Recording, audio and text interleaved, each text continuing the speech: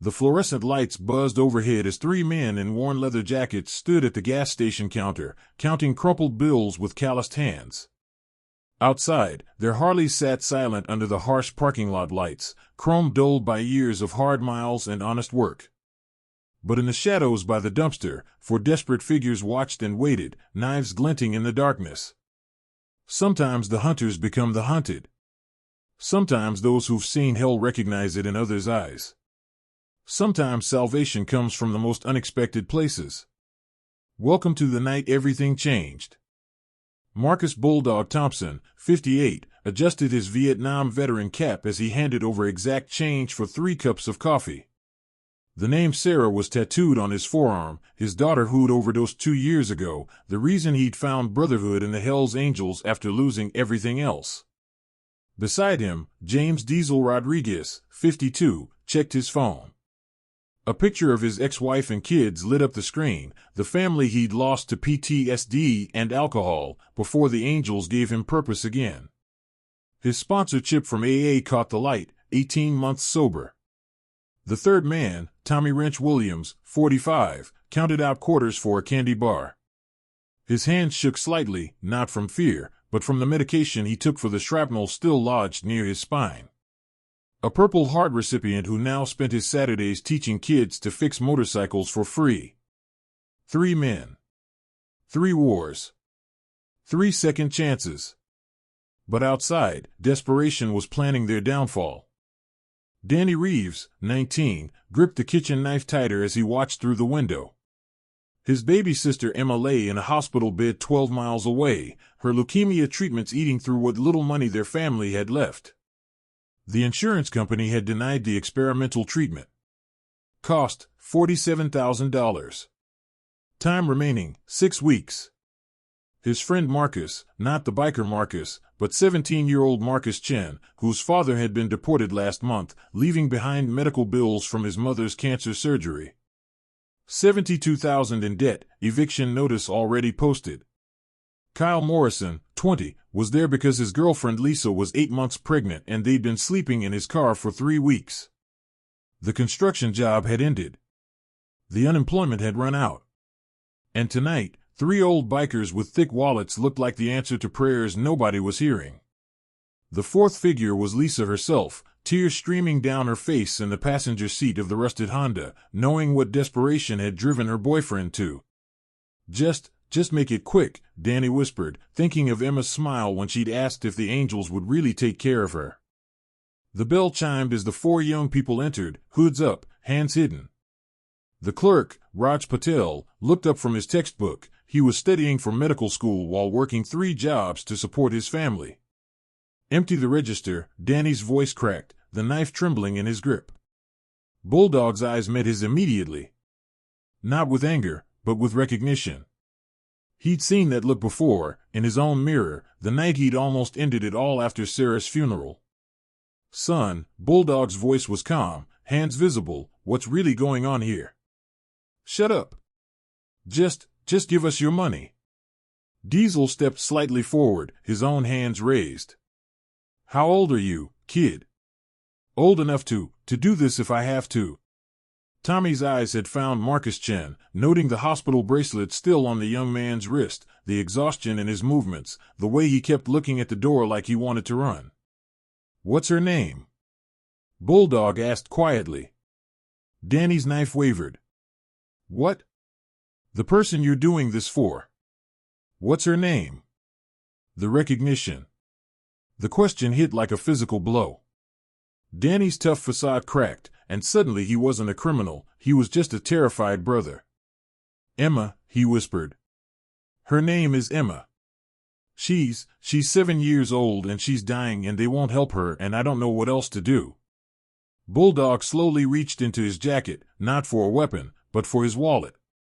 Inside was a picture of Sarah at 7, gap-toothed, smile bright with innocence. This was my Sarah, he said softly.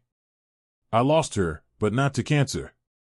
To something I couldn't fight with fists or money or rage. Diesel was looking at Marcus Chen with understanding eyes. Your parents, they're not here, are they, son? The young man's composure shattered. They took my dad. Mom's sick. The bills. God, the bills just keep coming. Kyle spoke up from behind, his voice breaking. We're not bad people. We're just out of options. Tommy nodded slowly. I know that feeling, brother. I know it real well. Raj, the clerk, had been listening with growing amazement. These weren't hardened criminals and tough bikers facing off. These were just people, broken by a system that didn't care, finding each other in the worst possible moment. Bulldog looked at his brothers, then back at the kids. How much? What? How much does Emma need? Danny's knife lowered completely. 47,000. The doctors say if we can't get it in 6 weeks. And you? Bulldog looked at Marcus' chin. 72,000. But it's impossible. I know it's impossible.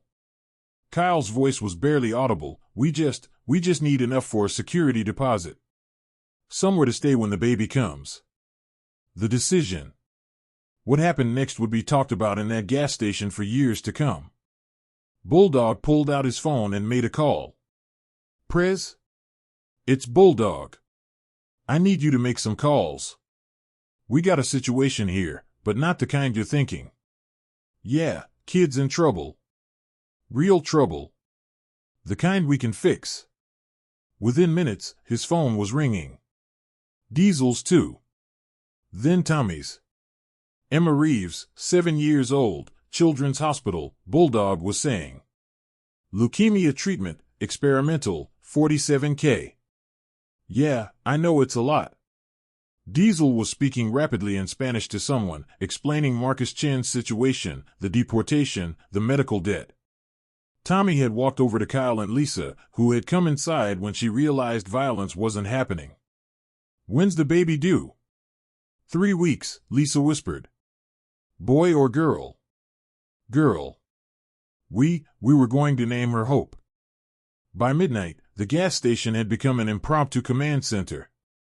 Bikers began arriving, not to intimidate, but to organize. The Hells Angels network spans the country, and when one chapter calls for help with something this pure, others answer. Phoenix chapter had connections at a cancer research facility. They made calls. Oakland had a brother who worked in immigration law. He was already reviewing Marcus Chen's father's case. Chicago knew a contractor who needed reliable workers and provided housing. This is what we do, Bulldog explained to the kids, who sat in stunned silence as their world transformed. People think we're criminals. Some are. But most of us? We're just guys who've been where you are. Rock bottom. And we know what it's like when nobody gives a damn. Danny was crying now, the knife forgotten on the counter. Why are you helping us? We just tried to rob you. Son, Diesel said, cleaning his glasses, desperation makes people do desperate things. But you chose to threaten us instead of actually hurting anyone. You asked for money instead of just taking it. That tells me who you really are. At 2 a.m., Prez himself arrived, William Prez Kowalski, president of the chapter, a man who'd built a construction company from nothing after his military service. Behind him, a caravan of bikes stretched down the highway. All right, what do we got? He asked, and Bulldog laid out the situation. Within hours, the machine was in motion. The Angels Charity Fund would cover Emma's treatment. They'd been fundraising all year for children's causes anyway. A lawyer from the network would handle the Chen family's case pro bono. Kyle and Lisa would have jobs and an apartment by the end of the week. But more than that, they'd have family. There are conditions, Prez said, his voice serious as dawn broke outside. You don't get to go back to your old lives and pretend this didn't happen. The kids nodded, still processing their new reality. Danny, you're going back to school. Community college, then 4-year if you want. We'll help with costs, but you show up, you do the work. Marcus, once your family situation is stable, same deal. Education. Your mom didn't come to this country for her son to give up on his dreams. Kyle and Lisa, you're going to learn trades. Real skills. And when Hope is old enough, if you want her to have opportunities, you make sure she sees parents who never stopped fighting for better. He looked at all of them. And all of you are going to learn something about real strength. It's not taking what you need from people who have it. It's building something worth having and helping others do the same. The community center buzzed with activity on a Saturday morning. Emma Reeves, now cancer-free, was teaching younger kids how to paint while her brother Danny led a study group for high school dropouts working toward their GEDs. Marcus Chin was translating for new immigrant families, helping them navigate the healthcare system that had once seemed impossible. His father had returned home legally 2 months prior, papers in order thanks to the Angels Lawyer Network. Kyle and Lisa Morrison lived in a small but clean apartment above the bike shop where Kyle had become the fastest-learning apprentice mechanic Tommy had ever seen. Baby Hope gurgled happily in her mother's arms as Lisa worked on the books. She'd discovered a talent for numbers that was taking her toward an accounting degree. And in the corner of the room, 3 gruff bikers in leather cuts helped kids with homework, their own rough childhoods giving them insight into struggles others might not understand. The gas station owner, Raj, had graduated medical school. His first patient was Emma Reeves, whose regular checkups he provided free of charge. His waiting room was always full of bikers making sure kids got to their appointments. "You know what the difference is?" Bulldog asked Tommy one day as they watched Danny teach a kid to change oil. "What's that?" "Between us and them when we were young? They had someone who saw past the desperation to who they really were. We had to find each other the hard way." Tommy nodded, watching Marcus Chin patiently explain fractions to a 10-year-old whose parents worked 3 jobs. "Maybe that's the point, brother. Maybe everything we went through was so we'd be here for them when they needed us." The story spread, as stories do.